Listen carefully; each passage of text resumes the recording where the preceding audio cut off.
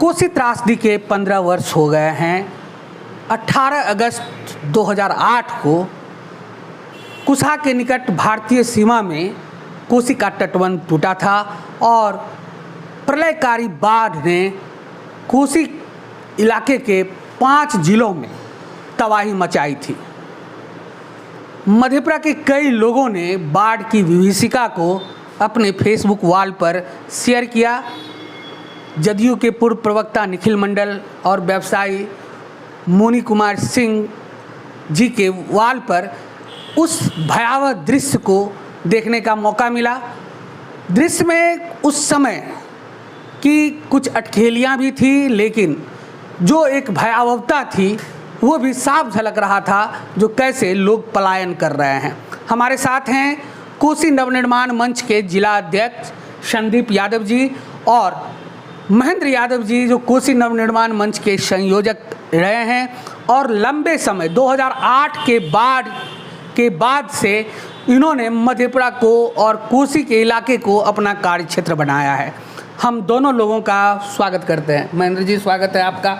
जी धन्यवाद सर। और संदीप जी, आपका भी स्वागत है। बहुत बहुत धन्यवाद। मैं सबसे पहले कुछ चीज़ बता देना चाहता हूं।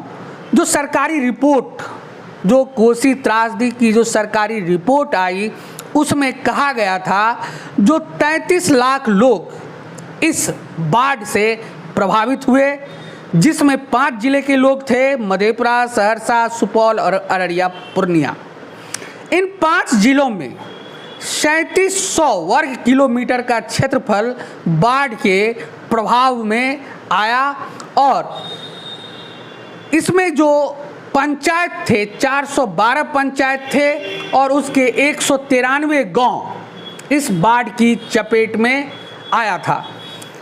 और जो लोग इस बाढ़ में मारे गए उसकी संख्या इन लोगों के द्वारा तो काफ़ी बताई जा रही है, लेकिन मैं सरकारी आंकड़ों का जिक्र कर रहा हूं। जो 493 लोग इसमें मारे गए और 3500 से अधिक लोग लापता हो गए। करीब 10 लाख लोगों को निकाला गया बाढ़ प्रभावित क्षेत्रों से। 4,60,000 लोगों को 360 जो रिलीफ कैंप थे उसमें रखा गया और तय 2,36,632 घर सिर्फ ग्रामीण इलाकों की पूर्णतः और आंशिक रूप से क्षतिग्रस्त हुए और 1800 किलोमीटर की सड़कें जो हैं वो भी क्षतिग्रस्त हुई। 1100 पुल पुलिया जो है वो क्षतिग्रस्त हुआ। तो ये जो स्थिति थी ये विभीषिका की, वो आपके सामने है। और तत्कालीन जो सरकार केंद्र में थी, मनमोहन सिंह की सरकार ने इसे राष्ट्रीय आपदा घोषित किया था और बिहार सरकार ने भी जो दावा किया था, जो हम पहले से बेहतर कोसी का निर्माण करेंगे इस आपदा के बाद। और क्यों बांध टूटा, इसके लिए एक रिटायर्ड जस्टिस राजेश बालिया की अध्यक्षता में एक कमीशन का भी गठन किया गया, बालिया कमीशन का, जो कि 6 महीने के अंदर अपनी रिपोर्ट देती। और अब उस रिपोर्ट का क्या हुआ है हम उस पर जानकारी लेना चाहेंगे। तो इन तमाम बातों पे हमारे साथ बातचीत करने के लिए हैं सबसे पहले संदीप जी, चूँकि मधेपुरा के थे, और उनसे बात हम करते हैं जो क्या नज़ारा था 2008 का। संदीप जी, यहाँ पे जहाँ तक मैं बता दूँ दर्शकों को कि 21 के बाद में जो पानी आई उसकी स्थिति बहुत ही भयावह थी। 22 के सुबह होते होते समूचा गांव जलमग्न हो गया। सबसे ज़्यादा दिक्कतें बूढ़े, बच्चे और महिलाओं को, खास करके जो गर्भवती महिलाएं थी उनके सामने आई। अब तब तक मुझे लगता है कि 1 सप्ताह तक, आने वाले पानी आने के 1 सप्ताह तक प्रशासन की कोई एक्टिविटीज़ नहीं थी। लोग पलायन कर रहे थे अपने बूते, जहां उनको संभव हुआ वो गए। अब ऐसी स्थिति बन पड़ रही थी, कहाँ जाए, क्या खाएं, मतलब बहुत विभत्स स्थिति थी।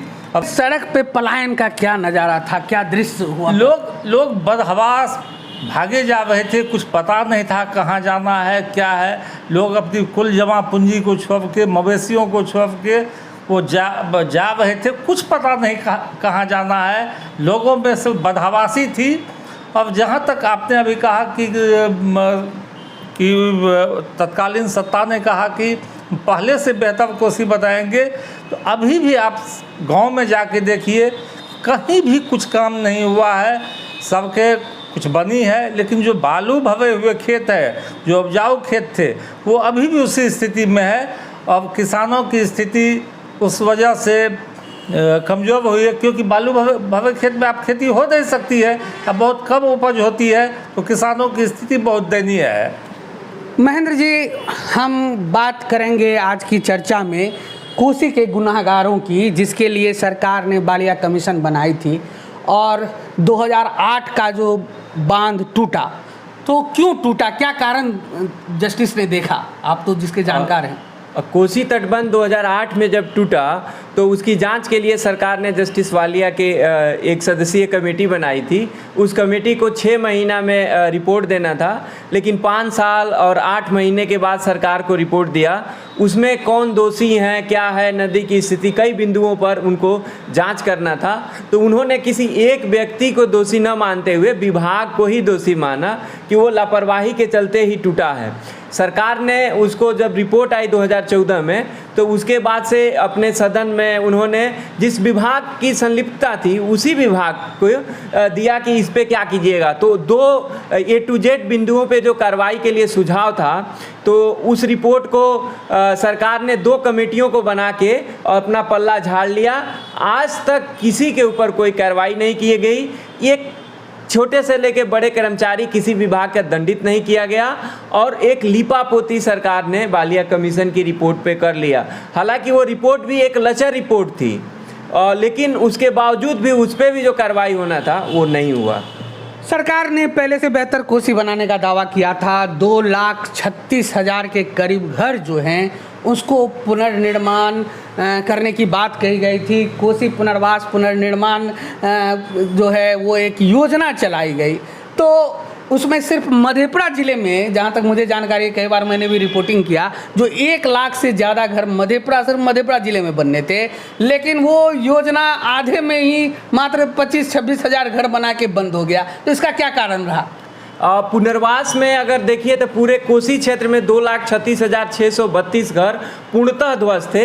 ये बिहार सरकार, वर्ल्ड बैंक और एक और एजेंसी के द्वारा Kosi flood needs and assessment report में उन्होंने आकलन किया था।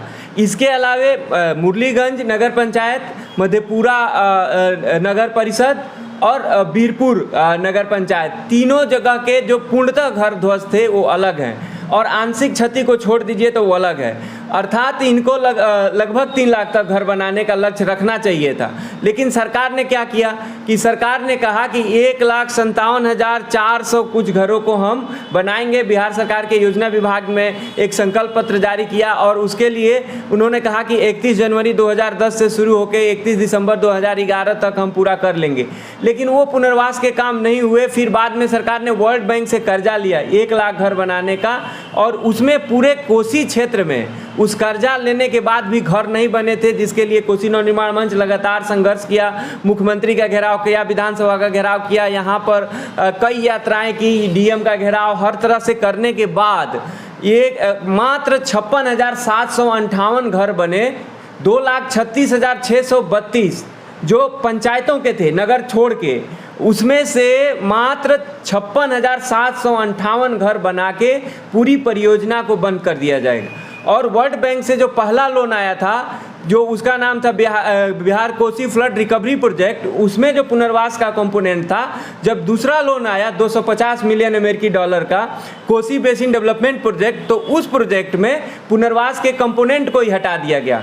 और इसकी और थोड़ा तह में जाएंगे तो मधेपुरा जिले में 4 चरण में जो होना था, तो 2 चरण का काम शुरू हुआ। 28,000 घर बनने के लिए, एक चरण में 16,000 और एक में 12, 28,000 घर बनने का योजना शुरू हुआ। उस समय जो सरकार ने मानक तय किया कि घर बनाने का कौन लाभुक और पात्र होगा, उसमें कहा गया कि जिसका फॉर्म 9 के आधार पर ही 2,36,632 पंचायतों में 10,000 रुपया मिला था। नहीं, फॉर्म 9 मतलब हुआ कि वो आपदा की सूची होती है जिसमें गृह क्षति को भी दर्ज किया जाता है। तो उन्होंने कहा कि गृह क्षति का फॉर्म 9 में जिसका दर्ज है ये अथवा 10,000 रुपया मिला है। अब यहाँ समझना है कि जो घर बने थे उसमें जो पक्के घर जिनके थे उनको गृह क्षति के लिए उस समय 25,000 रुपया, और जिनके कच्चे घर थे उनको 10,000, झोपड़ी के लिए 2,000 मिलना था। 38,000 कुछ घर यहाँ कच्चे घर टूटे थे मधेपुरा ज़िले में खाली, अगर यहाँ की बात करें। लेकिन सरकार ने मात्र 913 लोगों को 10,000 रुपया दिया, बाकी में बहुत सारे को 2,000 दे के, और उनको भी गृह क्षति देने में भी काफ़ी घपला हुआ, उससे वंचित कर दिया। जब सरकार को लगा हमें सबका पुनर्वास करना होगा, तो इस चीज़ों को देखते हुए सरकार ने, यहाँ के प्रशासन ने, और जो आप कह रहे थे बिहार आपदा पुनर्वास पुनर्निर्माण सोसाइटी, सरकार ने एक NGO बनाया जिसमें 12 विभागों के प्रधान सचिव, 3 विभागों के मैनेजिंग डायरेक्टर और कई विभागों के डायरेक्टर हैं, सीनियर एक IAS ऑफिसर जो है उसके परियोजना निदेशक है। वो एक NGO एक्ट में रजिस्टर हुआ कि हम आपदा के कामों को करेंगे, वर्ल्ड बैंक के कर्जे को इम्प्लीमेंट करेंगे। लेकिन उस सोसाइटी ने कितना गजब का काम किया कि उसने कहा कि हम जो लाभुक का जो दर्जा है वो है कि कोई फॉर्म 9 में सूची में कुल मिला के ये जो है ये इतना ज़्यादा नियमों में उलझा के इस योजना को बंद कर दिया गया। नहीं, मैं एक चीज़ आपको दिखाना चाहता हूँ, जो ये कोसी आपदा पुनर्वास एवं पुनर्निर्माण मार्गदर्शिका है। जैसा कि महेंद्र जी अभी बता रहे थे, जो फॉर्म 9 का आना चाहिए, जिसको 2,000 रुपया मिला है उनको दिया जा सकता है, कभी जिसको 10,000 मिला है इनको दिया जा सकता है। इस तरीके से 2-3 बिंदु पे उलझाया गया चीज़ों को। पहले कहीं उलझन नहीं थी, पहले था कि फॉर्म 9 की सूची में नाम है तो सबका था। हाँ। और अथवा 10,000 रुपया मिला हो, तो दोनों में से सब लोग लाभुक हो रहे थे। ये लोग लाभ से वंचित करने के लिए क्या किए कि चलती हुई परियोजना में, जब परियोजना 2 चरण की चल रही थी, उस समय जो अथवा था कि इसमें हो या अथवा, उसको इन्होंने संशोधन किया और कहा कि अथवा को एवं पढ़ा जाए। और जब अथवा को एवं पढ़ा गया तो उसका अर्थ हो गया कि फॉर्म 9 में इनका नाम हो एवं 10,000 रुपया मिला हो। अब 10,000 रुपया मधेपुरा जिले में मात्र 913 लोगों को मिला था, तो 913 ही संशोधित नियम के तहत पात्र होते थे। अब ऐसे में 28,000 की जो परियोजना चल रही थी, तो यहाँ के जिला पदाधिकारी ने 2-2, 3-3 जिला पदाधिकारी ने वहाँ के जो बिहार आपदा पुनर्वास पुनर्निर्माण सोसाइटी को पत्र लिखा, 3 जिला पदाधिकारियों ने, कि आप जो है ये पहले से परियोजना चल रही है, इसमें संशोधन कीजिए। लेकिन उन्होंने नहीं लिखा। महालेखाकार ने भी कहा कि जो ये परियोजना चल रही है, इस परियोजना में जो है कि धांधली हो रही है, क्योंकि 913 ही संशोधित नियम के तहत लाभुक होने हैं। इसलिए जो बिहार के ब्यूरोक्रेट्स हैं और सरकार की इच्छा शक्ति नहीं थी, इसलिए पूरे पुनर्वास से लोगों को वंचित कर दिया गया। सचेतन ढंग से किया गया, ब्यूरोक्रेसी ने किया। इस समय कोई एक पार्टी दोषी नहीं कह सकते हैं, सभी लोग दोषी थे, क्योंकि NDA की भी सरकार रही है, UPA की भी सरकार रही है। तो सब मिल के कोसी पीड़ितों को पहले से बेहतर कोसी कहाँ से बनाएंगे, उनको एक घर तक नहीं बना पाए, कर्जा लेके भी नहीं बना पाए। बिल्कुल, जो ये जो जिस संशोधन की बात करते हैं, ये संशोधन वाला पत्र जो है वो भी हमारे पास है, जो कि 10 मार्च 2010 को रामेश्वर सिंह प्रधान सचिव द्वारा सभी मधेपुरा, सहरसा और सुपौल के जिला पदाधिकारी को लिखा गया था। और इसका जो एक बिंदु है 7 नंबर के बिंदु में यही संशोधन, जिस संशोधन की बात कर रहे हैं महेंद्र जी, वो लिखा हुआ था। मार्गदर्शक की कंडिका 8 में वैसे परिवार जिनकी क्षतिग्रस्त मकानों का सर्वेक्षण में नाम अंकित है अथवा जिन्हें CRF के अंतर्गत 10,000 रुपये की आर्थिक सहायता दी गई है, वे इस पुनर्निर्माण योजना के अंतर्गत लाभार्थी होंगे। उपर्युक्त अथवा के स्थान पर एक शब्द का प्रयोग किया जाए। एवं शब्द का प्रयोग किया जाए। तो ये जो एक शब्द अथवा के जगह जो एवं आ गया, उसी में इतना बड़ा घपला जो है ये हो गया। और ये घपला जो है हमारे ब्यूरोक्रेसी की जो है वो नासमझी कहें या जानबूझकर साजिश कहें, उसका नतीजा था। हमारा एक सवाल ये है, जो 15 साल बाद हमें कोसी की त्रासदी से क्या सीख लेनी चाहिए? 15 साल बाद अगर सीख लेनी चाहिए तो इसको 3-4 भाग में हम देख सकते हैं। एक, कोसी तटबंध के बीच के लोग जिनकी कुर्बानी के बाद आपका पूरा इलाका आबाद है, उनके प्रति उनके दुख दर्द में खड़ा होना चाहिए। सरकार उनको इंसान नहीं मानती है, मैं दावे के साथ कहता हूँ। दूसरी बात, तटबंध के बीच नदी की स्थिति जो है, हर साल उत्तरोत्तर तटबंध के बीच नदी का तल ऊंचा हो रहा है, बाहर का तल नीचा है। अभी भी जो पानी ज़्यादा आया था तो कोसी में पूर्वी साइड में ज़्यादा पानी था, पश्चिमी साइड में कम था। अर्थात आपका खतरा ख़त्म नहीं हुआ है। जो मानसिक रूप से निश्चिंतता है, इसको ये सोचना चाहिए कि कोसी का कोई समाधान जब तक नहीं निकलेगा तब तक आप जो है अस्थायी समाधान है। कोसी तटबंध 25 साल के लिए बनाया गया, वो समाधान नहीं है। कभी भी वो वाटर बम जैसी स्थिति पर आप हैं, कभी भी अभी वर्ल्ड बैंक के कर्जा से तटबंध सुदृढ़ीकरण या उस पर बनाना सब चल रहा है, तो कभी भी कोसी तोड़ सकती है। ऐसी भविष्य के लिए खतरे रहेंगे तो सबको इस पे सोचना चाहिए कि इसका समाधान कैसे करना है। तीसरा एक और संकट है कि पूरी दुनिया ग्लोबल वार्मिंग के दौर में जा चुकी है या जाने वाली है, मतलब अधिकतर भाग तो जा चुका है। और जो दुनिया की रिपोर्ट आ रही है उसमें है कि और ज़्यादा वर्षा, कम सूखा सब एक साथ पड़ेगा। तो जिस हिमालयन क्षेत्र से कोसी का जो कैचमेंट एरिया है उसमें भी उसका असर अपने इलाके में ज़्यादा पड़ेगा। तो ये भी एक खतरा है। और सबसे ज़्यादा खतरा है कि जो कोसी से निकलने वाली धाराएं हैं उसको लोग इंक्रोचमेंट करना शुरू कर दिया है बहुत जगह। और सरकार योजना भी चला के जल जीवन हरियाली और तमाम योजनाएं भी चलाई, लेकिन नदियों को जो उसका जो स्पेस था उसको देने के बजाय कोई घर बना रहा है, कोई कुछ कर रहा है। तो जब उसको कीजिएगा, उसको अवरोधित कीजिएगा, कहीं मतलब ऐसा ना हो कि कभी त्रासदी आए, हम तो यही चाहेंगे, लेकिन बाय द वे कभी त्रासदी आई तो पानी निकलने का रास्ता नहीं मिलेगा। जो डेवलपमेंट के परियोजनाएं चल रही हैं उसमें जो पुल पुलिया और सड़क का है, जो वाटर का जो ड्रेनेज सिस्टम है उसका ठीक से ध्यान नहीं रखा जाता है। तो ये पूरी जो प्रक्रिया है ये सीखने की चीज़ थी, वो नहीं सिखाया जा रहा है, उसको सीखना चाहिए। दूसरा, आपदा पर काम करने के लिए जिस संवेदना और तत्परता से सरकार को करना चाहिए उसमें भी सरकार को सीखना चाहिए। सरकार और प्रशासन और समाज भी उससे नहीं सीख रहा है, इसको सीखने का हम अपील करते हैं। अब एक चीज़ हम दिखाना चाहेंगे, यदि सरकार चाहती तो क्या कर सकती थी। तो सरकार का जो एक ये जो प्रोजेक्ट था, जो मार्गदर्शिका इन्होंने तैयार किया था, कोसी आपदा पुनर्वास पुनर्निर्माण मार्गदर्शिका, इसमें सीधे तौर पर लिखा गया पारदर्शिता के लिए जो कोसी प्रमंडल के ओवरऑल सेटलमेंट प्लानिंग की आवश्यकता को ध्यान में रखते हुए हाई रिजोल्यूशन सैटेलाइट इमेज का क्रय सहरसा, मधेपुरा और सुपौल जिलों के लिए किया जाएगा। यदि सरकार चाहती तो इस इमेज के द्वारा उस क्षेत्र में पड़ने वाले हर एक घर और हर एक लाभुक को अपने इस लाभ से आच्छादित कर सकती थी, लेकिन इतना बड़ा कर्ज भी लिया और लोगों को कोई राहत नहीं मिली।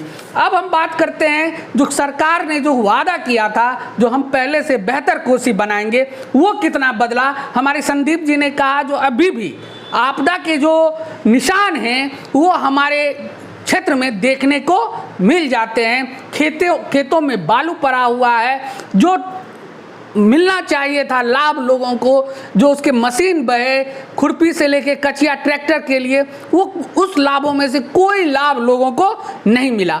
ये सारी परिस्थितियां जो थी वो कोसी को कहीं ना कहीं छलने का काम किया।